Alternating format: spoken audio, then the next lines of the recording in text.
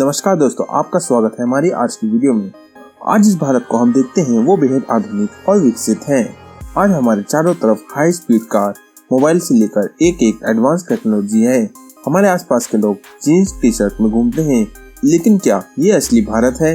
जी नहीं दोस्तों, आज जिस भारत को हम देखते हैं सिर्फ कश्मीर से कन्याकुमारी तक ही है। लेकिन एक वक्त ऐसा था जब अफगानिस्तान से लेकर म्यांमार तक सिर्फ भारत ही भारत हुआ करता था, और उस वक्त लोगों का रहना और खाना सब कुछ बिल्कुल अलग हुआ करता था।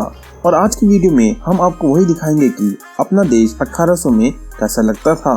तो चलिए शुरू करते हैं।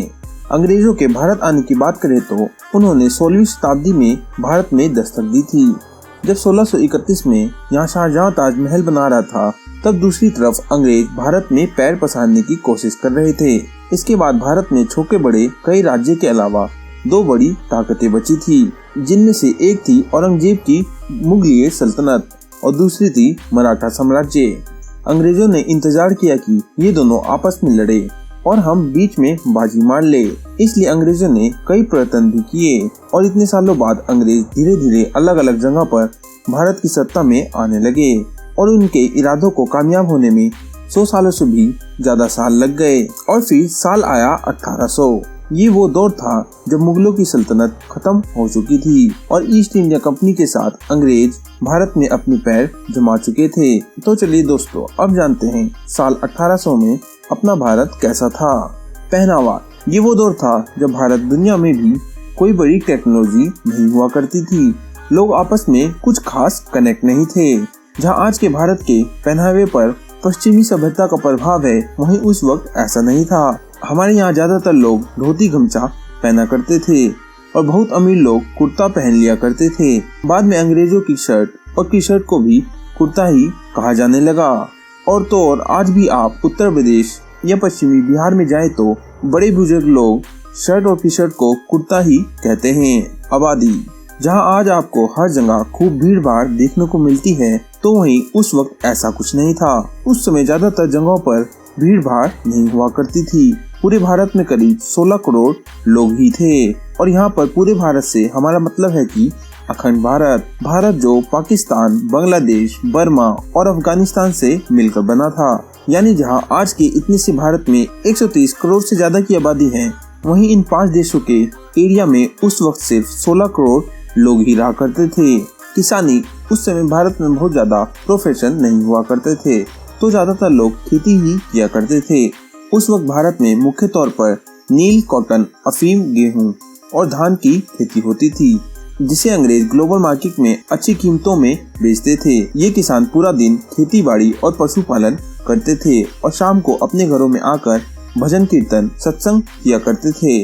रात में जल्दी सो जाते थे और सुबह फिर उठकर जाते थे। यही भारत के ज्यादातर लोगों का दिन भर का काम हुआ करता था। ये वो दौर था जब भारत में लाइट नहीं थी, इसलिए शाम को भजन या पूजा करने में बाधा न आए, इसलिए दिए जलाए जाते थे।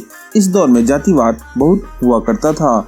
लोग अपनी जाति के हिसाब से काम करते थे, जैसे कि कुम्हार मिट्टी के बर्तन बनाता था, धोबी कपड़े धोता था, लोहार लोहे का काम करता था। लेकिन जब इनका भी दिन खत्म हो जाता था, तो शाम को ये भी पूजा पाठ में ही लग जाते थे।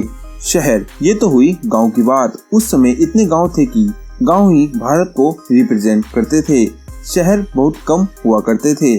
अब करते हैं अपने देश के शहरों की बात। शहरों की बात करें तो ज्यादातर लोग मिलों में मजदूर का काम किया करते थे। अंग्रेजों के दौर में पहले भारत में मुख्य तौर पर कॉटन की ही मिल थी, लेकिन अंग्रेजों के बाद भारत की टेक्सटाइल इंडस्ट्री ग्लोबल हो गई।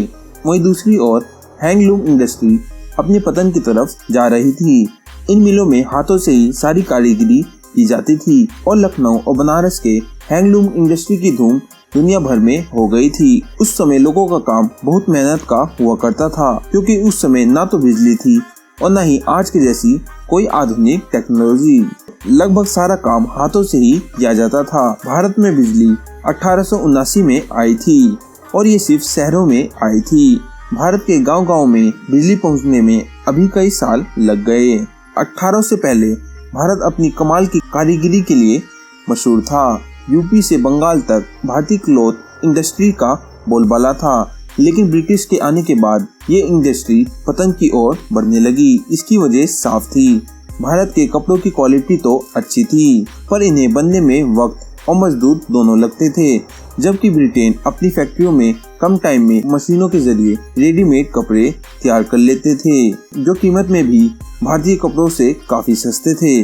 आज भारतीय रेल दुनिया की चौथी सबसे बड़ी रेल सर्विस है, लेकिन इसकी शुरुआत इसी 1800 के दौर में हुई थी। 1832 में मद्रास में सबसे पहले भारत में रेल चलाने का प्रपोजल रखा गया था, जो कि सिर्फ इंडस्ट्रीज के लिए था, क्योंकि अंग्रेज भारत में इंडस्ट्रीज को तेजी से डेवलप करना चाहते थे। फिर 1837 में रेड हिल रेलवे ने रेड हिल से चिंतागंदी पेड़ तक पहली रेल चलाई गई थी। ये एक स्टीम इंजन से चलने वाली ट्रेन थी, जिसका इस्तेमाल मद्रास में बन रहे रोड के लिए लैटेराइट पत्थर को ले जाने के लिए किया जाता था। इसके बाद 1853 में मुंबई के बोरीबंदर से थाने के लिए एक पैसेंजर ट्रेन की शुरुआत की गई। ये 14 डब्बे की एक स्टीम इंजन से चलने वाली ट्रेन थी, लेकिन ये एक नहीं बल्कि 3 इंजन से चलती थी, जिसका नाम साहिब, सिंध और सुल्तान था। इस ट्रेन को ग्रेट इंडियन पेनिनसुला रेलवे चलाता था। ये ट्रेन 1676 mm यानी कि 5 फुट 6 इंच ऊंची गैप वाली पटरी पर चली थी, और आज तक हमारे देश में यही स्टैंडर्ड फॉलो किया जाता है। इनकम, अगर इनकम की बात करें तो उस वक्त जहां भारत में अंग्रेज बहुत अच्छे पैसे कमा रहे थे, तो वहीं भारत की हालत दिन पर दिन बदतर होती जा रही थी। एक डेटा के मुताबिक सन 1800 के आसपास एक यूरोपियन वर्कर की सैलरी 40 पाउंड थी, वहीं एक आम इंडियन की तनख्वाह 40 गुना कम थी। अब इस बात से अंदाजा लगा सकते हैं कि भारतीय किसानों की क्या आय उस वक्त रही होगी।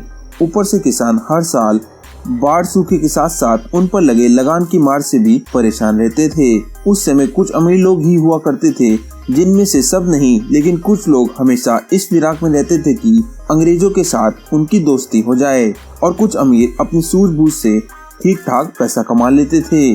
बीमारियां, आज के समय में जो बीमारियां आम हो गई है, उस वक्त तक महामारी थी। जैसे उस टाइम में कोलेरा और प्लेग आमतौर पर फैलते थे, और इन बीमारियों की दवाई भी नहीं थी, जिसकी वजह से इनके सामने लोग बेबस थे। एजुकेशन की बात करें तो उस वक्त 10% से भी कम भारतीय पुरुष पढ़े लिखे थे और 1% से भी कम महिलाएं। इनमें से ज्यादातर आंकड़े शहर के ही हैं। गांव में इससे भी बदतर हालत थी।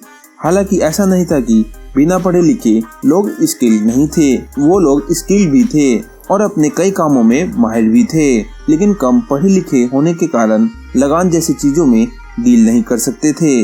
गांव का व्यापार, भारत के लोग उस वक्त पैसों से चीजें खरीदना और बेचने के बजाय एक्सचेंज व्यापार करते थे।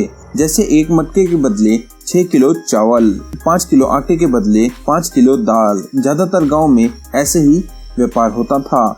सामान के बदले सामान दे दिया जाता था, और ऐसे गाँव में सभी लोगों के पास सब कुछ पहुंच जाया करता था। इसका सबसे बड़ा फायदा ये था कि गांव से अनाज बाहर बेचने की जरूरत नहीं पड़ती थी।